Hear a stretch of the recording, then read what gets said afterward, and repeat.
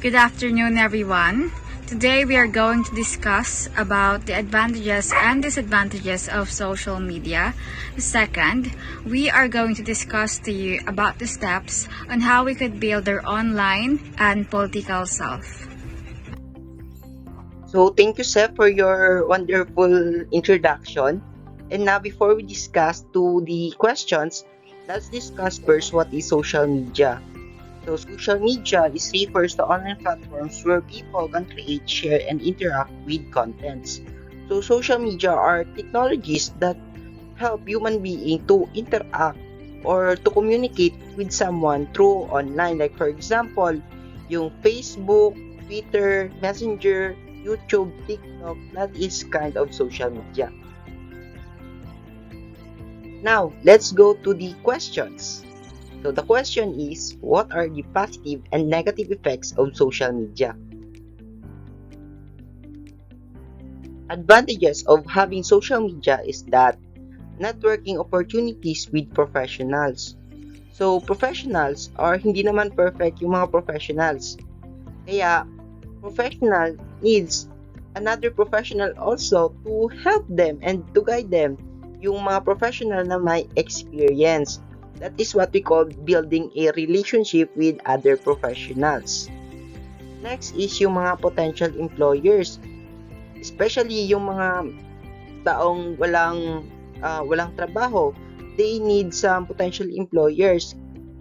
But because social media are there, mag-scroll ka lang, you will just find a potential employers or company na qualified sa skills mo na that will lead you to have a work. Next is yung peers. Ano yung peers? Yung mga ka-age gap or mga ka-level mo, yan yung mga peers. So, dahil nandyan ang social media, it help us to connect or to communicate with them kahit na malayo ka man or kahit sa ibang bansa man sila or magkaiba kayo ng school, dahil nandyan ang social media, Facebook na lang, malalaman mo agad kung anong nangyayari sa kanila, kung ano na sila, ano ng mukha nila. Yan yung mga advantage ng social media. Next is access to a wide range of engineering and business-related information and updates. So, hindi lang naman engineering and business-related information ang makukuha natin sa social media. Pwede rin sa ibang field. Pwede rin sa education, pwede rin sa science, and many more. Pero we will use engineering for example. Like for example, dati nahihirapan talaga ako sa calculus and yun, nahihirapan talaga ako. Kahit na may teacher kami, nahihirapan talaga ako. Pero with the use of social media, mag-scroll na lang ako sa Facebook. Pwede rin sa YouTube, may tutorial doon. Sa TikTok, meron din. And for me, as a student, social media talaga is very helpful. Siyempre sa mga tricks sa social media, sa mga tricks sa engineering, yun, mas napadali ang buhay ko as a student through social media. Advantages of social media. Number 1. Provides access to online courses, tutorials, and study materials. Social media helps you find educational resources and guides to improve your knowledge. Number 2. Platforms like LinkedIn offer job postings, internships, and career advice. You can discover job opportunities and get career advice on platforms like LinkedIn. Number 3. Follow industry leaders and organizations for insights and development. By following experts and organizations, you can stay informed about the latest news and trends in your field. So here are the disadvantages and negative effect of social media.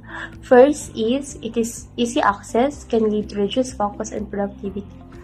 So since it is social media is literally one click away from us, it can lead and it can destroy our focusness and productivity kasi natatempt tayo na gumamit ng social media instead of doing our work or what needs to be done. So na-effect niya ang focus na sa atin and productivity. And this can affect our life. Next is risk associated with sharing personal information. So,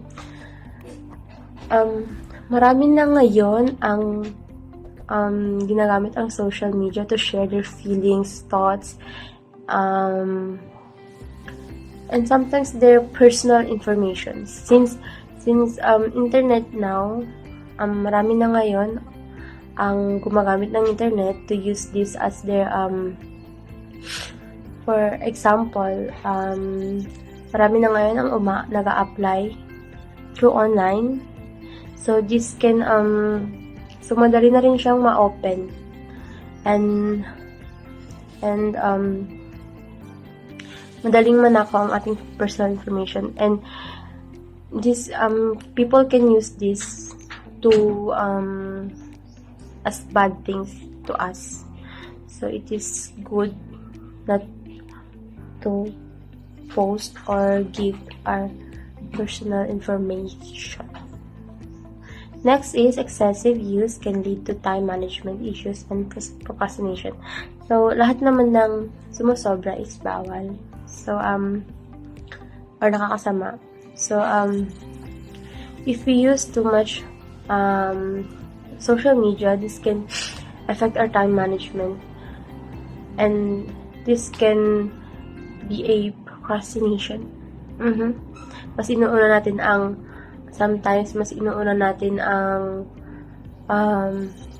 social media kaysa sa mga important things na dapat is ginagawa natin. So, minsan, madalas, na-epektuhan nito ang ating time management. So, spread of false or misleading information impacting decision making. So for this one, social media can have a negative impact through the spread of false and misleading information, which can influence decision-making processes detrimentally. For example, during the COVID-19 pandemic, misinformation about unproven treatment or preventive measures circulated widely on social platforms, leading some individuals to make harmful health choices. This highlights the importance of verifying information and promoting responsible use of social media to mitigate its negative effect on decision-making and public well-being. On the other hand, risk of cyberbullying affecting mental health and well-being. So, social media, while offering connectivity and information sharing benefits, also poses significant risk.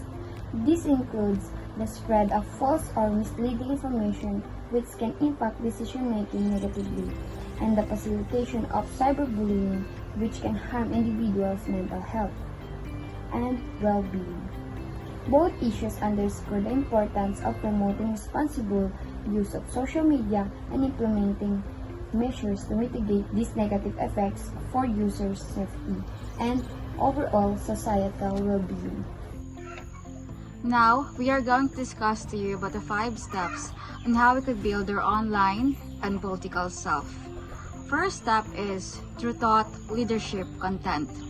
We could write articles related to business trends or industry-specific topics and publish it in platforms like LinkedIn in order to reach a wider audience.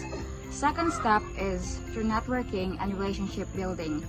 We could build relationships with professionals, entrepreneurs, and potential mentors because whenever an opportunity arises, we could get in touch with them.